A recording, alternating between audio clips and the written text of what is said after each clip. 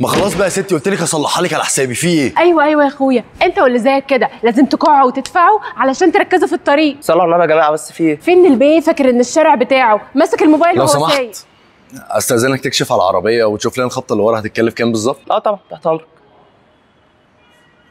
بص دي ممكن تكلف حضرتك 3000 جنيه.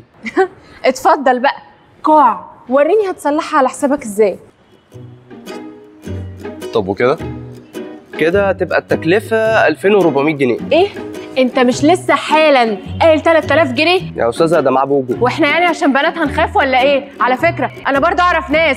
ابن مين يعني بوجو ده في البلد؟ كفايه بقى هتفضحينا. بوجو ده ابلكيشن. اهلا وسهلا، يدفعك اقل من التكلفه ب 20%. ليه يعني؟ ده عليه ديسكاونتس على كل حاجه؟ كل حاجه يعني؟ كل حاجه. ديسكاونتس كويسه؟ وعليه كمان عروض باي 1 جيت 1. عليه كوزماتكس؟ عليه كوزماتكس. بصي اهو. دي سحر صاحبتي عندها بادي سبلاش زي ده بالظبط. دينا الحقي، انا لقيت البادي سبلاش بتاع سحر على ابلكيشن بيعمل ديسكاونت.